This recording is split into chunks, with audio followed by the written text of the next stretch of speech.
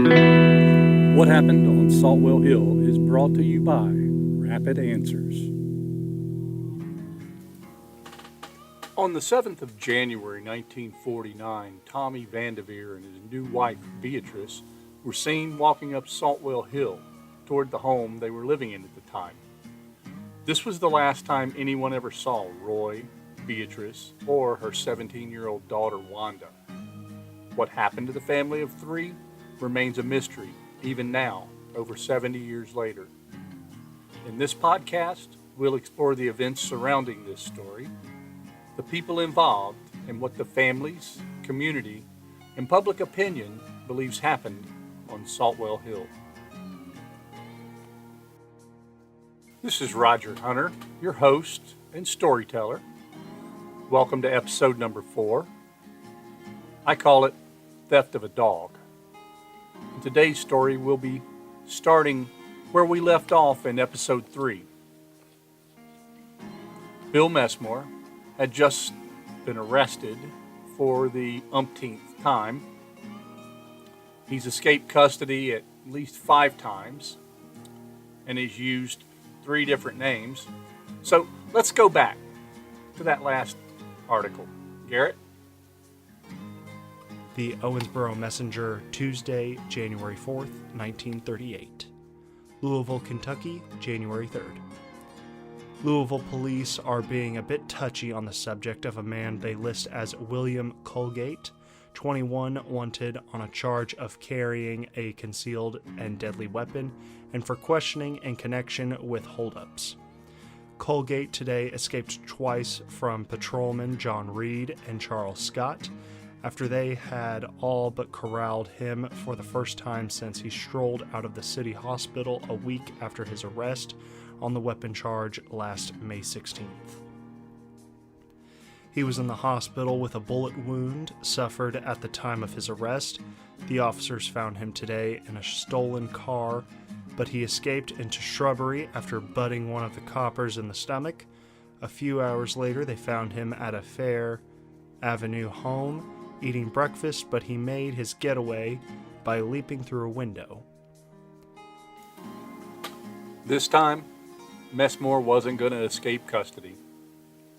On the 1st of March 1938, he was convicted of armed robbery, and due to the gun having discharged in the dance hall, he was given a life sentence and shipped off to Eddyville State Penitentiary.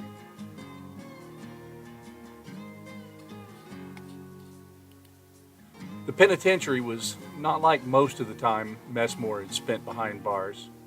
When he got to Eddyville, he was first examined, then his clothes were taken, and he was given prison overalls to wear. He was fingerprinted, given a regulation book, and assigned a cell. He was only allowed a few pieces of mail per month, and those were usually censored. People coming to visit him in prison were thoroughly searched, and any gifts they brought were examined very carefully. Messmore, surprisingly, was a model prisoner.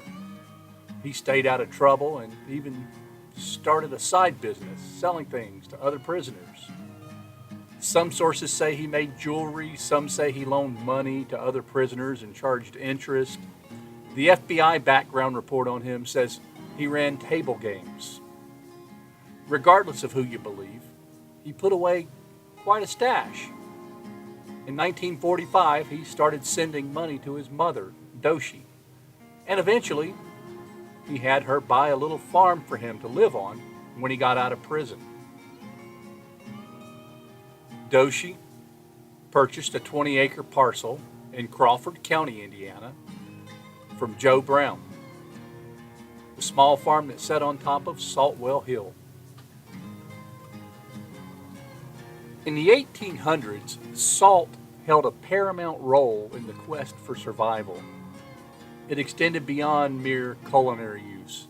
It was the cornerstone of meat preservation in an era without refrigeration. In the 1820s, a discovery unfolded in the hills of Crawford County. Buried within the earth, a substantial deposit of potassium carbonate was unveiled. The birth of the village of Mifflin can be attributed to this remarkable find. Scores of bushels of salt emerged as water was driven into these deposits, coaxing forth the precious brine. This brine solution went through a series of boiling kettles, emerging as that refined and coveted preservative, salt. Among the early salt brine operations, one notably stands out, Benham Salt Works. Their operation centered around a well near Otter Creek, perched at the foot of a towering cliffs that overlooked the area. The hill that ascended these cliffs would come to be known as Saltwell Hill, a living relic of an era when salt wasn't just a seasoning, but a lifeline to a growing community and a nation on the move. In the early 1900s, the harnessing of electricity and thanks to the invention of refrigeration, there wasn't much demand for salt. It's unclear whether Doshi ever set foot on the property. Accessing the home was no simple task. The initial step involved fording Otter Creek, since at the time there were no bridges. After that, the prospect of ascending Saltwell Hill by car was anything but promising. The road was treacherous, combination of steep grades and muddy terrain, its surfaces marred by deep ruts carved out over time due to frequent washouts.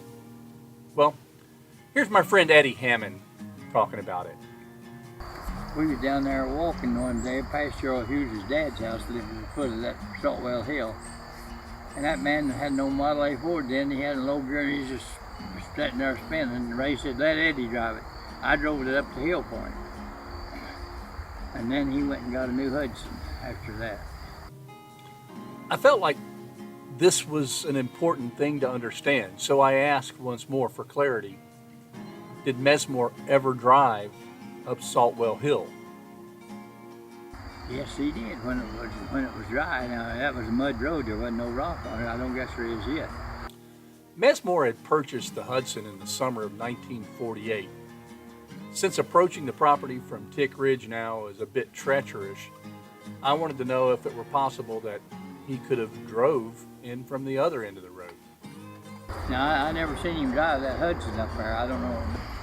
When I was commissioner, I kept that road open because you could cross there with your grader and come over on Tick Ridge and not have to drive from up Mifflin around to it. As soon as I got out, they closed it. So, from Eddie's timeline, the road would have been open till 1978. However, much like today, the road was basically impassable much of the year. As of today, it's barricaded in two places and considered completely impassable. In 1948-49, Eddie lived in a home on Tick Ridge. Though it's about a half-mile away, at the time the area had very few trees, and it was possible to look out the back porch of Eddie's house and see across the valley to where the Messmore home sat. While in Eddyville, Bill met several hardened criminals, and like many prisoners of the time, he learned from some of the people he met. Those acquaintances would come back to haunt him later. One of the people he met was Charles Stegall. He was around the same age as Messmore, and he too was from the Louisville area. Garrett? This first article is from Louisville Courier Journal, June 7th, 1940. After a gun battle inside a crowded 4th Street tram at 1:10 p.m. Monday, city detectives arrested 2 men sought as part of a bandit trio responsible for 6 recent holdups here. A pistol bullet fired inside the car whizzed by a woman passenger who sprained a thumb as other screaming passengers tried to crowd out of the car, but there was no serious injury. The arrested men were docketed as Cletus Goldman, 21, and William English Peak, 20, who had rented a room May 1st from Mrs. Neil Porter Hamilton at 1144 South 2D. third of the trio, Charles E. Stiegel, 21 of 717 3D, Jeffersonville, was arrested there May 2nd. Information obtained from him and picture identification by holdup victims led to the arrests of Goldman and Peake. It's unclear how well the two got to know each other in prison. Messmore later said that he barely knew Stiegel, that he was a mere acquaintance. While Messmore was in Eddyville, Tommy Vandiver was registering for the draft. On his draft card, he listed his place of employment as sleeping at home. In January 1941, Tommy was enlisted into the U.S. Cavalry. Indications are that Tommy may have been injured, possibly even took a bullet in the Solomon Islands. Other scenarios are that he was injured splitting wood. Either way, he was discharged in 1945. No records of a previous marriage exist for Tommy or any records of any children. Beatrice, or Elizabeth Johnson, born Elizabeth Fraser, was married to Virgil Basil Johnson in Huntingburg. Together, they had Wanda and 3 boys. Basil was arrested a few times in the mid-1940s for public drunkenness and spent a few nights in the DuBois County Jail. Elizabeth filed for divorce in August of 1947 and was at the time still living in DuBois County. In September of 1944, Charles Stiegel was paroled from Eddyville as one of over 100 inmates released to ease prison overcrowding. Then, in April 1947, 87 more prisoners were released. Among them was 30-year-old William Messmore. He was given $5, a suit, and a bus ticket back to Louisville. He reported to a parole officer and was told to secure steady work as a condition of his parole.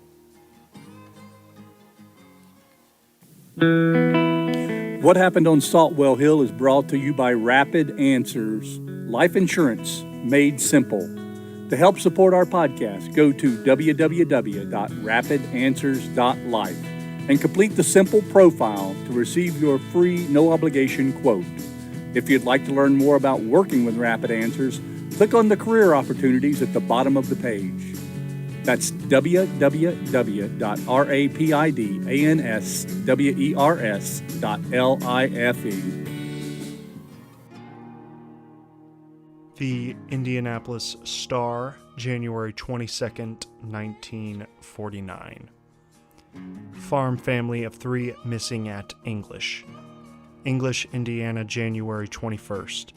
Disappearance of a war veteran and his family, which has kept this small county seat alive with speculation for 2 weeks, threatened to turn into a 2-state mystery last night. State Police and the Crawford County Sheriff centered their investigation on Louisville in an effort to locate Thomas Vandiver, 30 years old, his wife Beatrice, 44, and Vandiver's stepdaughter, Wanda Johnson, 18. Fears of foul play were expressed by his mother, Mrs. Pearl Pearson, English, following discovery of Vandiver's only pair of shoes and a stove in a shed. The shoes were all he saved after a fire destroyed his farm home. The body of the Vandiver dog was discovered in a shallow grave. It had been shot. Meanwhile, a 15-man posse combed the rocky, cavernous countryside near here for clues and probed into caves in a search for bodies. The end of January 1949, all eyes were focused on 3 people missing from English, and everyone wanted to know what happened on Saltwell Hill. The community, having discovered Messmore's history, was already forming an opinion about what had happened. What complicated matters even more was Messmore himself appeared to have disappeared. Tommy's mother, Pearl, was expressing concern that the family had met with foul play. Then, A few days later, police announced that 2 of the missing had been located. The Indianapolis Star, January 24th, 1949. English, Indiana, January 23rd. A state police detective revealed tonight that at least 2 of the principals in the disappearance of a farm family here, quote, can be located, end quote. This was announced as a major break in Crawford County's most baffling mystery seemed imminent. Detective Gwendolyn Opal of the Jasper Police Post announced that Wanda Johnson, 16-year-old daughter of missing Mrs. Beatrice Vandiver, has been seen, quote, alive and well, end quote. And he also disclosed that William D. Messamore, mystery man in the case, is in Louisville and, quote, available at any time we want him, end quote. The officers, Lang and Opal, seemed unconvinced that Messamore had anything to do with the strange disappearances. Another headline touted, "Missing English family found alive and well." The officers visited with the family of the missing family in Tennessee, Kentucky, and Illinois, but were unable to uncover any leads. Then word slipped out that Messamore had not reported for his probation meeting like he was supposed to in early February. The Indianapolis Star, February 7th, 1949. A Kentucky prison parolee sought a month for questioning in the baffling disappearance of a family of 3 from a farm near English has failed to make his monthly report to his parole board. It was learned last night. Indiana and Kentucky police have been searching for William D. Messamore, paroled life-termer, since January 7th, when the family of Thomas Vandiver vanished from the Messamore farm in the Erie, Cave County, west of the Crawford County seat. Authorities have combed southern Indiana and parts of Kentucky for Vandiver, 30 years old, his wife Beatrice, 44, and Vandiver's stepdaughter, Wanda Johnson, 16, without turning up a trace. We later learned that Bill had gone to visit with the parole officer just a few days early. The parole officer had no idea that Messamore was being sought in the missing family case. Messamore told him he was thinking about selling his farm and that he was going to be going out of town for a couple of weeks. The parole officer told him that it would be fine, just report to him when he got back. The Palladium item, February 9th, 1949. English. Strange happenings, including the disappearance of a family of 3, have this community aroused. The Crawford County Grand Jury may start its own investigation. Missing since January 7th are Thomas Vandiver, 30 years old, his wife Beatrice, 44, and Wanda Johnson, 16, stepdaughter of Vandiver. All 3 had been living in rooms in the home of William D. Messamore, 32, a neighbor. Now Messamore cannot be located, although he was questioned briefly nearly a month ago after the Vandivers had disappeared. Messamore is being sought in Louisville, Kentucky. He is on parole from the Kentucky State Penitentiary at Eddyville. The community has been plagued by a number of fires, one which destroyed the Vandiver home and another in which a woman lost her life. No cause has been found for these or 3 other fires in the area. On February 12th, police received notice that William Messamore was listed as a passenger on a flight from Olympia, Washington to Louisville. He was picked up by police for failing to report for his parole hearing. The Indianapolis Star, February 13th, 1949. Louisville, Kentucky, February 12th. Bushy-haired William D. Messamore, key figure in the English, Indiana disappearance case, steadfastly denied here tonight he knew the whereabouts of the missing family of 3. Sought a month by police of 2 states in connection with the disappearance, Messamore was nabbed today at he returned to this city from Olympia, Washington. He told questioners he believed the family, Mr. and Mrs. Thomas Vandiver, and Vandiver's stepdaughter, Wanda Johnson, 16, had, quote, left town because they're still blew up, end quote. He was ordered held without bond and placed in jail in Louisville while the two states worked out the extradition papers.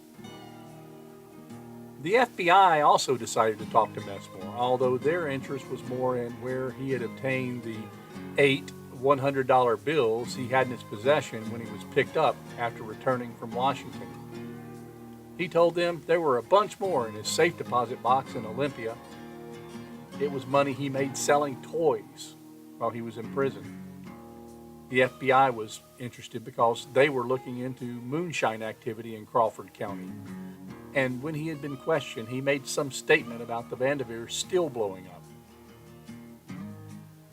None of the money could be tracked back to moonshine activity, so the feds stepped back out of the case.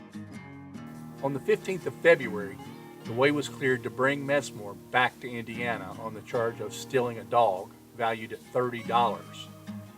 The theft was said to have occurred over a year earlier in December of 1947, when it was alleged that he had stolen the dog from Ermel Hughes, an uncle of our friend Gerald. After Messmore was brought back to Indiana, it don't appear that the police looked into anyone else regarding the disappearance of the Vandivers. Messmore was placed in the Corydon jail and faced questioning around the clock. On the 16th, he was taken to the Indiana State Police Post in Jasper, where he underwent another barrage of questioning. Then, Messmore dropped a bombshell. The Indianapolis Star, February 16, 1949. A solution to the strange disappearance case at English May Lie in Indianapolis, investigators believed last night. Police began combing this city for Wanda Johnson, 16 years old, stepdaughter of the missing Mr. and Mrs. Thomas Vandiver, following questioning of William D. Messmore, paroled Kentucky convict. Messmore, extradited from Louisville in the baffling disappearance riddle, said the girl may be working here under the name of Mary Lou Colgate. State troopers who grilled Messmore at the Jasper State Police Post last night said he would be brought to Indianapolis for a lie detector test today. The lie detector test, like another one given later, was inconclusive. Messmore was taken to the Corydon, Indiana jail and faced continuous questions about the Vandivers. He maintained that he knew nothing about what had happened to the family of 3. On the evening, February 24th, Messmore pled with his captors to please just give him one night of rest. I promise you, he said, I'll tell you everything you need to know in the morning. And that is where we're going to leave it for episode 4. I hope you are enjoying our story.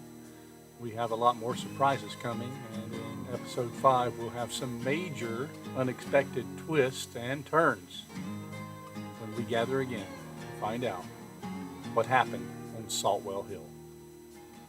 Please like, follow, rate, and comment on our show. If you think you figured out what happened on Saltwell Hill, send me an email telling me your story, and maybe I'll read it in one of our upcoming episodes. Please put theory in the subject line and send your email to whathappened@saltwellhill.com. This is Roger Hunter, and This is Garrett Altmeyer. find us on Facebook at facebook.com/saltwellhill. And stick around for a prelude for what to expect in episode 5.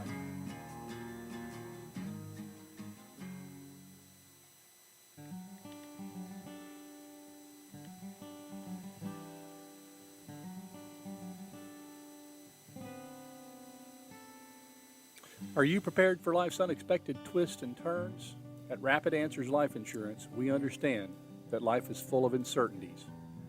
That's why we're here to offer you peace of mind and financial security with our comprehensive life insurance plans.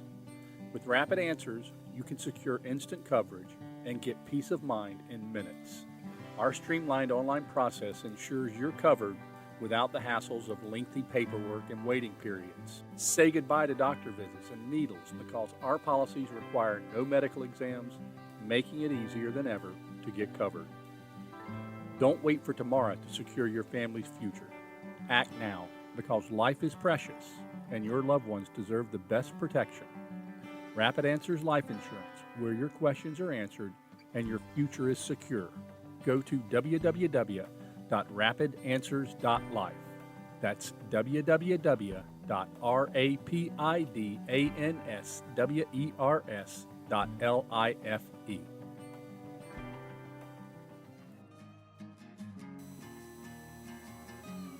Roger sneaking back in for a little prelude on what to expect in episode 5. Garrett, read that one for us. The Messenger Inquirer, March 15th, 1949. Meade County Attorney J.R. Watts and Messamore was recognized by Deputy Sheriff J.C. Powers, who made the arrests. Powers said Messamore had one of the restaurant's steak knives in his pocket, but offered no resistance to arrest. I'll see you in episode 5.